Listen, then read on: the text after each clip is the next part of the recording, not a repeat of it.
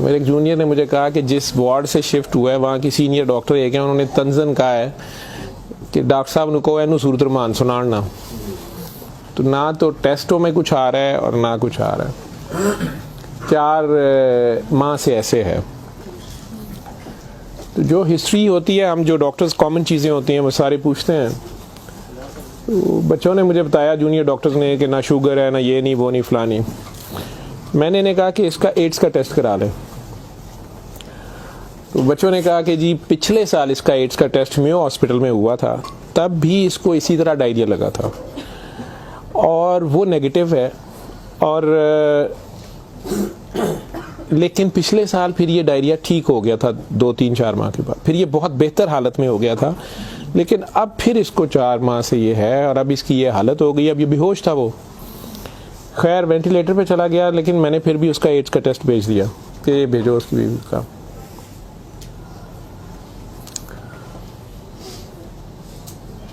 सूरा रहमान हमारे आईसीयू में वैसे ही लगती है, सुबह दोपहर शाम, कई बार मिस हो जाए, दिन में कम से कम एक बार ज़रूर लग जाती है। कोई ना कोई डॉक्टर नर्स ड्यूटी अपनी समझ के इसको लगा देते हैं। वो भी लग रही थी, सारे पेशेंट्स थे। जहाँ तक जितनी मेरी याददाश्त साथ देती है कि तीसरा दिन था तो मेरी जूनियर डॉक्टर का मुझे फ़ोन आया, बड़ा पैनिकी। उसने कहा कि सर ये पेशेंट जो है इसकी हालत तो ख़राब ही है, वैसे ही है, बेहतर नहीं हो रहा ये वाला पेशेंट।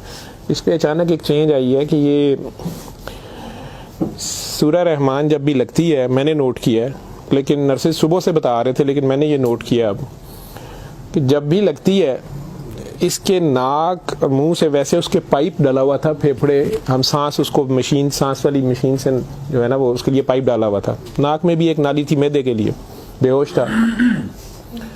उसने कहा जी इसके नाक में से सुंडियां उबलना शुरू हो जाती हैं बाहर को,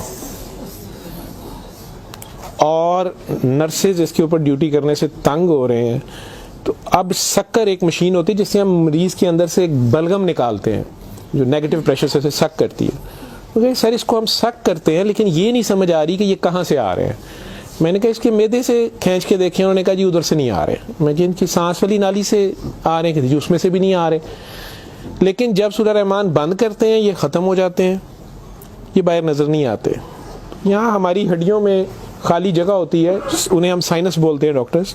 तो मैंने कहा यार फिर इसके ये साइनस से आ रहे हैं, और मेडिकली हम इसे मैगट्स इन्हें कहते हैं। हम शुगर का मरीज़ बेचारा आखिरी स्टेज पे, कई बार उसके ज़ख्म बहुत ख़राब हो जाए तो उसमें कीड़े कई बार पड़ जाते हैं इस तरह। लेकिन ये चीज़ मैंने नहीं सुनी थी, और ना ही उसकी कोई, ना वो शुगर का मरीज़ था ना कुछ और था। मैंने डॉक्टर साहब से कहा कि आप जो है ना इसका ये तो अब एंटीबायोटिक्स जा रही हैं, सारा कुछ जा रहा है, वैसे इसके एड्स के टेस्ट का पता करें वो कब तक आएगा। तो मुझे लग रहा है कि इसकी क़ुव्वत मुदाफ़ियत कोई नहीं है और ये कीड़े इस तरह पड़ गए।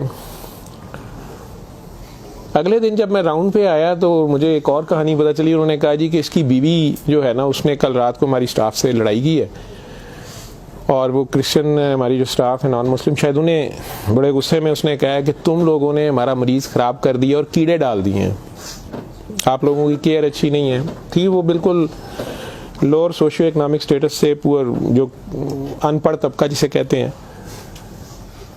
तो कहती जी उसने काफ़ी शोर डाला है कि मेरा मियाँ तो बिल्कुल ठीक ठाक था, ये कीड़े आप लोगों ने 3 दिन के अंदर डाल दिए हैं। तो वो डॉक्टर साहब कहने लगे कि बड़ा अच्छी दलील दी है। जो ड्यूटी नर्स थी वो इसको कहने लगी है कि इधर आओ, बल्कि उस नर्स ने हमारी ने नोट किया कि ये सूरा रहमान जब लगती है तो ये ऐसे होता है, तो उसी ने डॉक्टर को मेंशन किया। लेकिन ये औरत शोर डाल रही थी। उन्होंने उसको दूसरे 2 मरीज़ों के पास ले गए जो हमारे पास 5-6 महीने से बेहोश, एक के सर में चोट थी तो उसके दिमाग ख़त्म हुआ हुआ, एक को वैसे फालिज से दिमाग ख़त्म हुआ हुआ था, तो उन्हें घर भी नहीं ले जाया जा सकता था। तो 4-6 माह से वो हमारे पास आईसीयू में है। तो उन्होंने उन्हें कहा कि ये देखो अगर कीड़े पड़ने होते तो ये 6 महीने से हमारे पास हैं, तो इनके तो ज़ख्म भी नहीं है, पीछे बेड सोर बन जाते हैं, कुछ भी है, तो आपके मरीज़ को ये हमने 3 दिन में करना था। तो इनकी कोई बीमारी ऐसी है, और हमें एड्स वाला वो जो भी उन्होंने कहा कि जो टेस्ट हमने आपको दिए हैं ना कि करा के लाएं बाहर की लेबॉर्ट्री से या कहीं अंदर से, वो हमें ला के दो जाम से रिपोर्ट है। उसने कहा जी वो काफ़ी वैसे एग्रेसिव है, तो लेकिन उसके अलावा कोई और रिश्तेदार इसका है ही नहीं है, और वो कोई चीज़ ला भी नहीं रही, दवाइयाँ भी हमने खुद अपने फंड से शुरू कर ली हैं। इसका करना क्या है। और मसला ये है कि ये जिस वक्त सूरह रहमान लगती है तो ये कीड़े इसके अब तो आंखों से भी कुछ निकले हैं, तो इसके नाक और मुंह से उबलना शुरू हो जाते हैं। लेकिन जब हम बंद करते हैं थोड़ी देर बाद वो मुंह में कहीं नज़र नहीं आते। तो हमारा ये ख्याल था कि सूरह रहमान बंद कर देते हैं। इसकी बीवी ने भी कहा कि ये तुम लोग फिर बंद करो, पता नहीं क्या तुम लोग लगाते हो।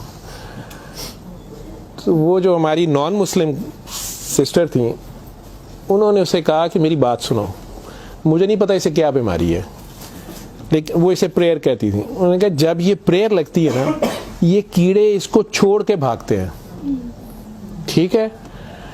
तो मैं तो कहती हूँ इसको 24 घंटे यही सुनाई जाओ। जब मैंने ये बातें सुनी तो खैर मैंने कहा कि इसकी बीवी को कहो कि वो रिपोर्ट का या हमें रिसीट दे दें, हम खुद अपने तौर पे पता कर लेते हैं।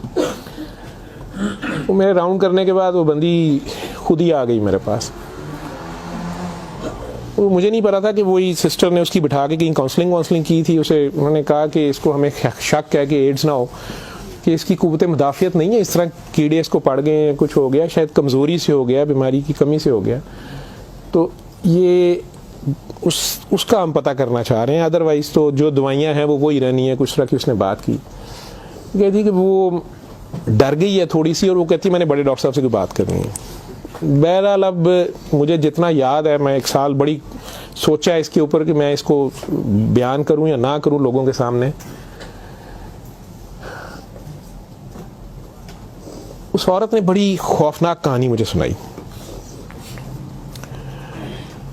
जब उसे ये डर पड़ा ना कि इसको एड्स ना हो और उसको ना एड्स लग गई हो, अब वो मुझे कहने लगी इधर कमरे में आके कि डॉक्टर साहब ये जो मेरा मियाँ है ना, ये असल में जादूगर है। मैंने कहा आपने तो पहले दिन लिखवाया कि ये रिक्शा चलाता था और रिक्शा ड्राइवर है। उसने कहा जी ये रिक्शा ड्राइवर तो है, लेकिन ये जादूगर है, काला जादू करता है, लेकिन करता कुरान से था। मुझे हंसी आ गई, मैंने कहा कुरान से काला जादू कैसे हो सकता है। बहरहाल टू कट इट शॉर्ट, उस औरत की हमारे वो डॉक्टर्स ने मुझे, चूँकि वो वीडियो मेरे पास वो सिर्फ पड़ी है जिसमें वो कीड़े प्लेट में हमारी उसे हम डिश कहते हैं, उसमें वो निकाल के वो डाल रहे थे। तो मुझे उन्होंने भेजे कि इसका करना ये क्या है। पहली रात जब उन्होंने मुझे मैसेज किया रात को व्हाट्सएप पे, तो वो वीडियो मेरे पास पड़ी हुई है। और उसने मुझे बताया जी कि मैं खुद किसी की बीवी थी, उसकी माँ मुझे बड़ा तंग करती थी और मैं चाहती थी कि ये मेरे अंडर आ जाए। मुझे किसी औरत ने, दूसरी ने बताया, हमसाई ने बताया कि ये खामन तुम्हारा गुलाम हो जाएगा, तुम इसके पास चली जाओ। बाकी तफसीलात में मैं नहीं जाता। जो कुछ उसने मुझे बताया, उसने कहा जी कि ये इसका जादू का तोड़ ही नहीं था और इसका काम लाजमी इसका होता था, ये जैसे भी करता था। तरीकाकार उसने क्या कहा जी, इसने कमरे में अंदर एक गाँव तकिया रखा होता था, उसके ऊपर इसने वो जिस तरह स्माइली होता है, जो मुझे समझ आई कि उसने कोई बुत सा बनाया हुआ था, उस कमरे में ये बैठाता था और वो लोगों को पहले तो कुरान शरीफ भी पता नहीं पढ़ने को कहता था, कुछ करता था, फिर उनकी बात सुनता था, सारा कर करा के जो मुझे उसका तरीका वारदात समझ आया या जो भी था। उसने कहा जी कि जो गरजमंद होता था ना, वो दीवाना, औरतें बड़ी दीवानी होती थी, ठीक है, या यंग लड़के लड़कियां कि मेरी वहाँ शादी हो जाए, वहाँ हो जाए, औलाद हो जाए, कई लड़के आते थे। तो जो उसने सबसे गंदी बात मुझे बताई, बड़ी फजूल जो उसकी हरकत थी या जो भी, वो इस्लाम तो हो ही नहीं सकता। उसने कहा जी ये उन औरतों को, और अपने बारे में उसने कहा कि मैंने भी ये गलती की, मेरे से भी ये गुनाह हुआ, लेकिन मुझे गुनाह सवाब का इतना नहीं पता था। तो ये पहले वो तकिए को सजदा कराता था, खुद उसके पीछे खड़ा हो जाता था, फिर वो कहता था कि ये असल में तुम लोगों पे काला जादू हुआ है, इसको तोड़ने के लिए पता नहीं नूरी बड़ा जरूरी है, ठीक है। फिर वो हमें कहता था कि वुजू करके आओ, ठीक है, वुजू करके आते थे, वो पता नहीं कौन सी सूरत पड़ा, वो कई सूरतें मिक्स करता था। ये सब करते कराते 1-2 सेशनों के बाद कुछ नहीं लेता था। फिर जो ज़्यादा लोग अपने काम के पीछे दीवाने होते थे, उनको बताता था कि इसमें बड़े पैसे भी लगेंगे, ये जान पे खेलना पड़ना है, पता नहीं क्या करना, और तुम्हें भी मेरे साथ करना पड़ेगा, इसमें बड़ा कुछ जो है ना रिस्क है, लेकिन काम तुम्हारा हो जाएगा। वो जो भी उसकी कहानियाँ थीं, जो उसको बाद में किसी और वजह से पता चली, जो मुझे वो बता रही थी कि जी ये औरतों के साथ भी और यंग लड़कों के साथ या मर्दों के साथ भी गलत काम करता था, फिर उन्हें अपना गंद खाने पे मजबूर करता था, फिर उन्हें पता नहीं कौन से कोई आयत, मतलब आयत बनाई हुई थी या कोई नाम था पता नहीं क्या, कि अरबी के जी ये पढ़ के ना तुमने ये मिक्सचर जो है ना, ये हंडिया पकाते हुए थोड़ा सा बीच में गंद डाल देना है और अपने खामन को खिला देना है, या उस लड़की को खिला देना है, या उसको खिला देना है। तो मैं अपने खामन के साथ ये सारा कुछ किया मैंने। अब मुझे बताएं कि जब वो उस बंदे के साथ ही सो गई तो उसके खामन तो वो रहा ही नहीं है ना, तो ना वो मुसलमान रही है, ना वो ये हरकतें सारी। अब उसके बाद बकौल इन खातून के, इस लड़की के, कि जी वो खामन जो मेरा था उसमें तो तब्दीली नहीं आई, उसने मुझे फुल मारना शुरू कर दिया। और मुझे इसकी, मेरे तड़प इसकी तरफ भागती थी कि मैं इसके पास आऊँ। तो फिर मैंने इसके पास वैसे आना शुरू कर दिया कि मैंने तुम्हारे साथ शादी करनी है, मैंने उधर से तलाक लेनी है, मैंने ये करना है वो करना है। तो मैं उन्हें बताए बगैर इसके पास आ गई। इसके साथ मैं 6 माह रही। इसने कहा कि फिर ऐसे ही रहना पड़ेगा, और इस सारे काम में मैं शामिल हुई। तो इसने वैसे मुझे कहा कि निकाह हो गया है हमारा, कुरान शरीफ पे इसने निकाह किया। उसने कहा हम दोनों की रजामंदी निकाह है, वो पीछे से तलाक लेके नहीं आई, ठीक है। उसके बाद इसको ये डायरिया लग गया। डायरिया लगने के बाद ये कहती है कि जी मेयो अस्पताल में जब हम थे 4 महीने हमें हो गए, और बुरा हाल था इसका पिछले साल। तो ये एक दिन मुझे कहने लगा कि मैं कहता हूँ कि मैं अल्लाह से तौबा कर लूँ, अल्लाह मेरी जान बख्शी कर दे, तो मैं तौबा करूँ और मैं ना अब रिक्शा ही चला के उसमें जितनी रोटी रोजी होगी तू मेरे साथ गुजारा कर लेगी, और तू भी वापस चली जा अपने खामन के पास, ठीक है। और उधर से जाके तलाक ले ना ले, और ये निकाह नहीं है, और जो भी उसने कहा कि जी हमने तौबा कर ली बकौल उसके, जो उसकी समझ थी। ये कहती है जी मैं वापस गई, मेरे खामन ने फिर मुझे मारा। उसने कहा मैं तुम्हें तलाक दे चुका हूँ, तुम मेरी तरफ से फारिग हो, तुम कहाँ से आई हो, ये आई हो, इतनी देर बाद आई हो, जो भी आई हो। खैर मैं फिर वापस इसके पास आई।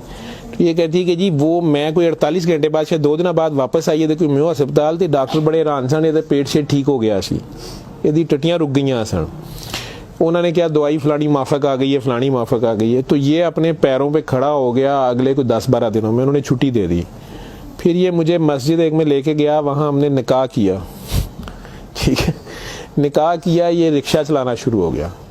तो डॉक्टर साहब 6 महीने इन्हें बड़ी मेहनत की थी, रिक्शा भी चलाया, मैं भी कदे सुखी गिली खांदे सा चंगा भला सी। पर डॉक्टर साहब दुनिया बड़ी जालम है, यदि शोहरत सी दुनिया पिछे पैंदी सी, कहना सी मैं काम छड़ छड़िया है। डॉक्टर साहब हूँ फिर एक बच्ची आई, तो बड़ी सोहनी सी,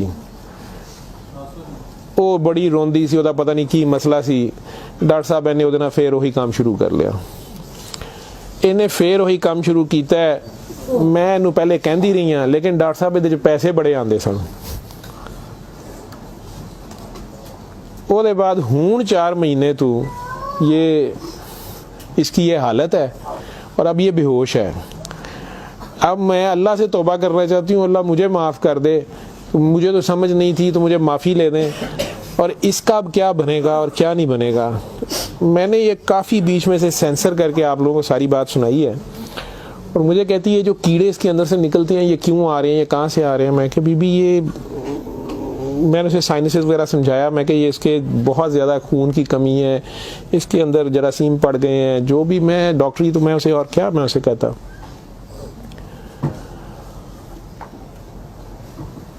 और उस वक़्त सारी बात सुना के तो उसने वो रिपोर्ट अंदर से निकाली, और मुझे कहती है जी ये रिपोर्ट में तो इसको HIV की रिपोर्ट थी कि जी वो उत्थे रिपोर्ट वाले मैनू कहा है कि डॉक्टर साहब फौरन जाके दिओ, तो तुसी वो लैबोरेटरी में कहीं पूछती रही।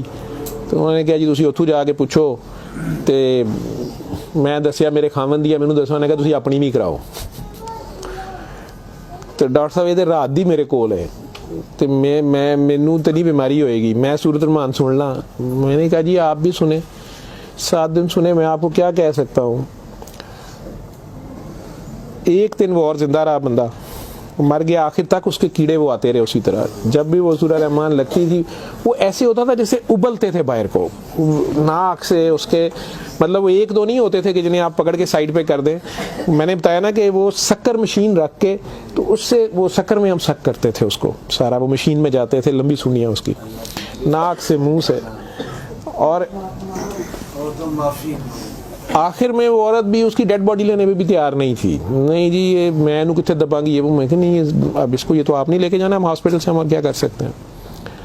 अल्लाह जाने कि ये साल पुरानी बात हमारे हॉस्पिटल में रह के गया है पेश। अव्वल तो मुसलमान ना जादू कर सकता है, अगर वो जादू वाला इल्म कहीं से सीख भी लेता है या अपने तरीके से वो समझता है वो जादू कर रहा है तो वो मुसलमान नहीं रहता।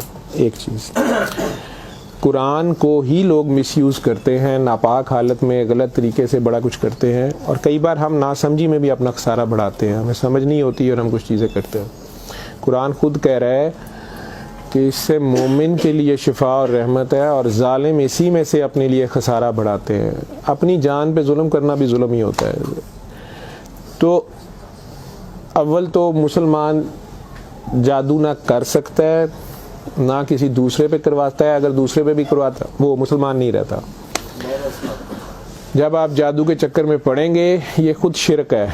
आप अल्लाह बनने की कोशिश कर रहे हैं ना, आप अपनी मर्जी के रिजल्ट्स लेने की कोशिश कर रहे हैं, ठीक है, माफुकुल फितरत तरीके से, और फिर उससे ज़्यादा बड़ी बदबख्ती कि अल्लाह के कलाम को मिसयूज़ करके वो सारा करके, तो वो मुसलमान नहीं रहता। मैंने उस दिन भी बताया था, वो बच्ची अमेरिका से जो फ़ोन कर रही थी आप लोगों के सामने, यहाँ मैंने उसे कलमा शहादत पढ़ाया था, तो उसे दोबारा कलमा पढ़वाया था क्योंकि उसको पता नहीं था। यहाँ वो आई तो वो उससे यही काम किसी और ने करवाया। वो मुसलमान रह ही नहीं गई हुई थी और खामन से लड़ाई उसकी चल रही थी, उनका आपस में फसाद हो जाता था, ठीक ठाक प्रॉब्लम में थे। उससे दोबारा से बावजू हो के आप कलमा पढ़ें। ज़िंदगी में अगर ऐसी कभी गलती कर दी है तो अल्लाह से माफ़ी मांगे, अल्लाह नबी से, और दोबारा से कलमा पढ़ के मुसलमान हो। दूसरा, अगर आप में से किसी को वहम है कि आप लोगों पे जादू है तो किसी बाबे के पास जाने की ज़रूरत नहीं है। ये तो फटाफट आप लोग कहते हैं कि जादू बरहक है, और जी जादू नबी करीम सल्लल्लाहु अलैहि वसल्लम पे भी हो गया था। नबी करीम सल्लल्लाहु अलैहि वसल्लम ने उसको कैसे तोड़ा था, उन्होंने क्या तरीका बताया? एक बार सूरह फलक, एक बार सूरह नास, या आप 3 बार सूरह फलक 3 बार सूरह नास पढ़ लें, जादू ख़त्म हो गया। औज़ु बिल्लाहि मिनश शैतानिर रजीम पढ़ते ही ख़त्म हो गया। वैसे तो मुसलमानों पे तो होता ही नहीं है। मैंने सूरह मोमिनून की 89 आयत बार बार रेफरेंस दिया है, मैं किसी बहस में नहीं मजहबी में पढ़ना चाहता। अल्लाह बड़े वाज़ेह तरीके से उसमें बता रहे हैं कि इनसे पूछो, सूरह मोमिनून में 84 से 89 तक, इनसे पूछो कि आसमान और ज़मीन का मालिक कौन है, ये सारा कुछ किसने बनाया, ये फ़ौरन कहेंगे अल्लाह ने। इनसे पूछो तुम्हारी ज़िंदगी और मौत का हर चीज़ कौन फनी, कहेंगे अल्लाह में। फिर इनसे पूछो फिर तुम कहाँ से जादू कर दिए जाते हो, जब हर चीज़ का मालिक वो है तो फिर ये जादू तुम लोगों पे कहाँ से हो जाता है? ये हमारी अपनी सोच में होता है। 99% लोग तो साइकी के मरीज़ बने होते हैं, और ये असल में आपस की नफ़रत होती है हमारी आपस की नफ़रत, हसद, कीने, बुग़्ज़, लालच, हवस, ये जो हमारी सोच की लहरें हैं ये ज़रूर एक दूसरे को डिस्टर्ब करती हैं। ये नज़र लग जाती है, माँ की नज़र अपने बच्चे को लग जाती है, प्यार से ही देख ले, उसको ज़्यादा एनर्जी चले गई, बीच में माशाल्लाह नहीं कहा, फोकस अल्लाह से हटा, बच्चे पे गया आपका। तो अल्लाह के रेफरेंस से उस बच्चे को देखें कि माशाल्लाह मेरा बेटा कितना प्यारा, तो फिर नज़र नहीं लगती है। ये बातें आपको समझाई गई हैं कि फोकस आपका अल्लाह रहे। नाउज़ बिल्ला, नाउज़ बिल्ला, नाउज़ बिल्ला, कई बच्चे मेरे साथ ज़्यादा प्यार से जब ज़्यादा चलते हैं, आप अल्लाह हैं, नाउज़ बिल्ला मैं अल्लाह कैसे हो सकता हूँ?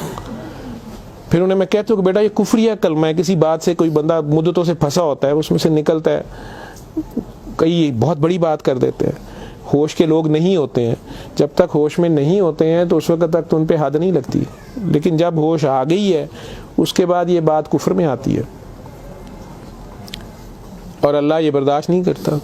आप नासमझी में भी कर रहे हो, बच्चा नासमझी में भी उल्टी सीधी हरकतें कर रहा हो तो माँ तो कान पकड़ लेती है, उसने भी उसे सिखाना तो होता है, उसे साबित तो कराएगा, पहचान तो करा के छोड़ेगा अल्लाह कौन है, अल्लाह कहाँ है।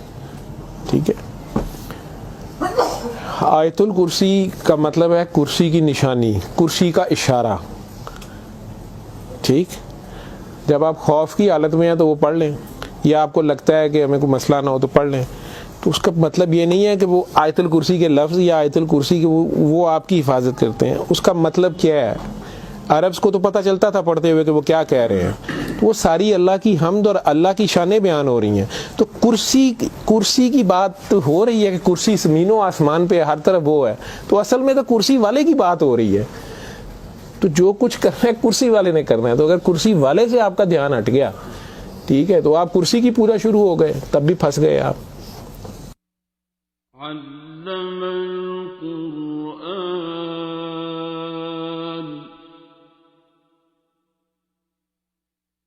खलक़ल इंसान